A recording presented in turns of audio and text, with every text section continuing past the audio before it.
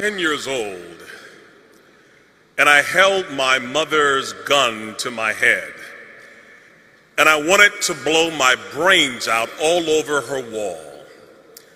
You must ask the question, why would a 10-year-old child want to die? 10 is a time to dream of being an astronaut, of being a soccer star, a football player, a preacher, a pastor, a doctor. But for me, life was so horrific, with so much vitriol and pain, I wanted to die. I'm the product of interracial immigrants.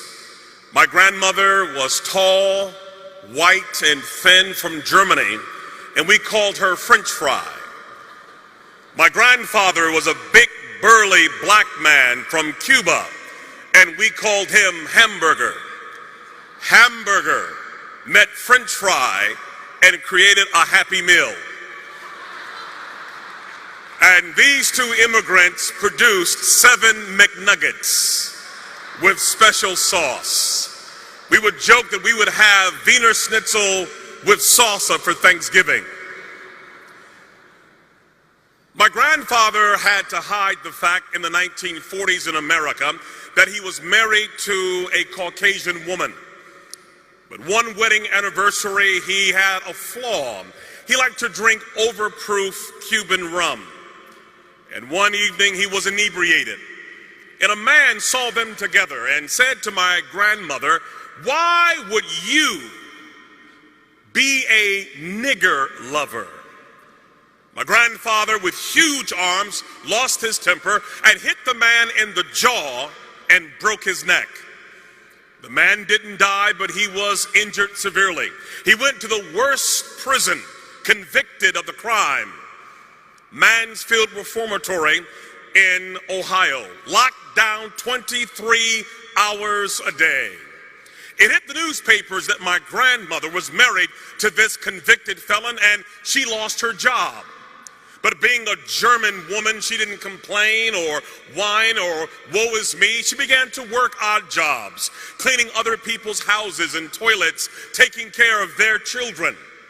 But as she was working, she would have fainting spells, passing out doing her job. She went to the doctor and discovered that she had a tumor growing behind her left eye that was metastasizing to her brain. And the doctor said, "We have to take out a third of your face, your eye. You will be malformed and disformed and disfigured for the rest of your life." What do you do when the American dream becomes an American nightmare? She could not work. She was sick and mutilated. My grandfather's in jail, and day by day they lost everything that they had acquired. They lost their house, they lost their car, they lost their furniture, they lost their dignity, they lost their self-esteem, and they were living in the streets like animals. My 3 uncles got hooked on heroin. They belonged to a gang called the Devil's Disciple, and my entire family became atheistic. No God, no prayer, no Bible, no hope. And my mother at age 14 was called by a pimp named Larry, who said to her, "What is school doing for you? You are sitting on a gold mine." She said, "Where?" He said, "You're sitting on it." And we call this being turned out. And little by little, she began to sell her 14-year-old body to grown men for money to survive. It's called turning tricks. And at age 16, she got pregnant. We call it having a trick baby. 2 strangers meet for a business transaction, and there's a mistake. The pimp said, "You can't make any money having a baby in the oven. We have got to kill this baby." They kicked her in the stomach. They fed her alcohol. They gave her drugs. They took a hanger and stabbed the baby over and over again. But the baby would not die. The baby was born 2 months premature with no pancreas, a learning disability, a bladder too small, unable to function, a severe stutterer. We call it a trick baby. Nobody wants the baby. No hope, no future. Kill it was the word. That baby was me. I'm the lowest of the low. I come from the guttermost.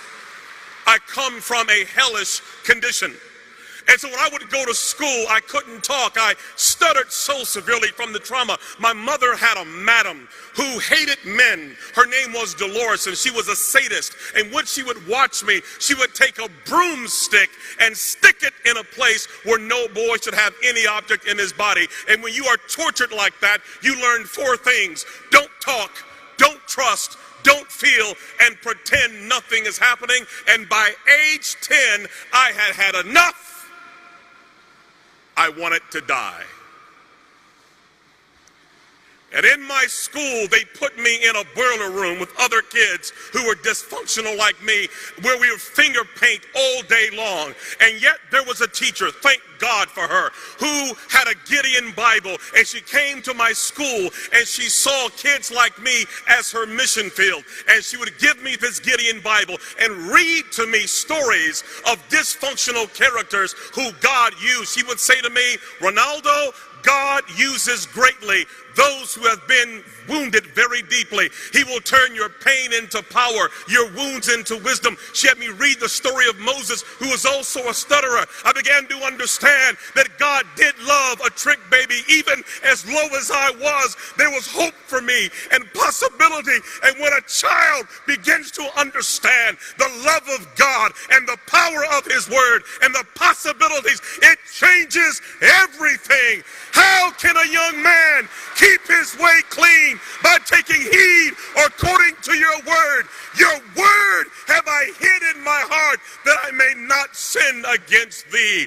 I began to memorize the Bible, that Gideon Bible, reading 2,000 scriptures. And when you put that kind of word in a life, something begins to happen. My stuttering went away. I stopped wetting the bed. I stood tall. I became valedictorian, became a pastor, and preached until everybody in my family got saved.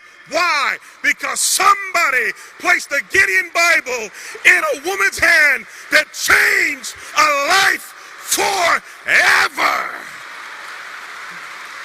Yes, I was born a trick baby, but the trick was on the devil because of you and the power of the word